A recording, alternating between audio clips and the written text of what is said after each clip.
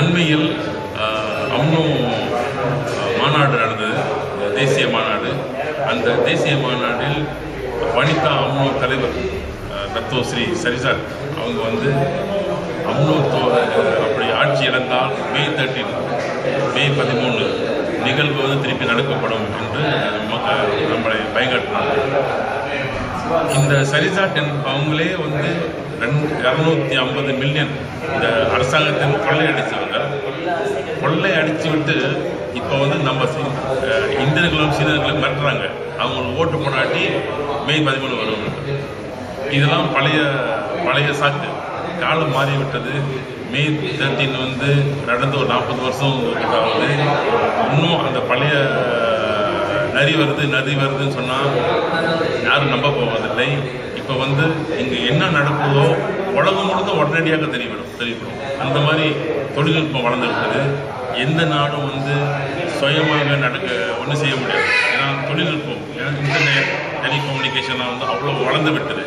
எந்தெந்த ஊரில் எங்கே நடக்குதோ அது அப்பப்போ உலகம் முழுதும் தெரிஞ்சுவிடும்.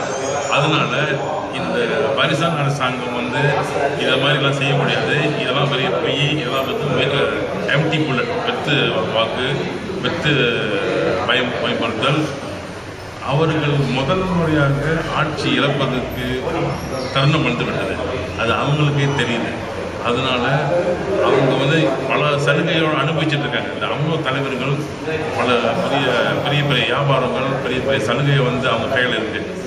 அதை இழக்கிறதுக்கு பயப்படுறாங்க. ஆட்சி மாறினா இதெல்லாம் இழந்துருவாங்க, பல கோடிக்கணக்கான குழந்தைக்கு நமக்கு கிடைக்காது, பல கோடிக்கணக்கான பிஸ்னஸ் வந்து கைவிட்டு போய்விடும் அப்படின்னு பயந்துக்கிட்டு மக்களுக்கு பயன்படுத்துகிறாங்க. மே 13 வந்துடும். இதெல்லாம் வந்து பயப்படக்கூடாது. இந்திய சமுதாயத்துக்கு மாற்றம் வேணுமென்றால் இந்த போலி பயத்துக்கெல்லாம் நம்ம பயப்படக்கூடாது. நம்ம துணிஞ்சு நிற்கணும், மண்ணுக்கு போகணும். அப்போ தான் வந்து நமக்கும் ஒரு நல்லது வரும், நம்ம பிள்ளைங்க பேர பிள்ளைகளுக்கும் ஒரு நல்லது வரும். அதனால் மாற்றத்தை விட வேறு வழியே கிடையாது.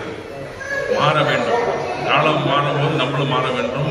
இன்றைக்கி மலாய் சமுதாயம் வந்து அவங்க பல சலுகை இருந்த போதும் மலாய் சமுதாயம் ரொம்ப மாறிட்டாங்க. சீன சமுதாயமும் அவங்களும் மாற்றத்துக்கு ரெடியாக இருக்கிறாங்க. அவங்க கூட சேர்ந்துக்கிட்டு இந்திய சமுதாயமும் சேர்ந்து வர வேண்டும். இல்லாவிட்டால் மாற்றம் வந்துவிடும். மலாய்க்காரர்களும் சீனர்களும் ஒரு பக்கம் இருப்பாங்க, நம்ம வந்து வேறு பக்கம் இருக்கோம்.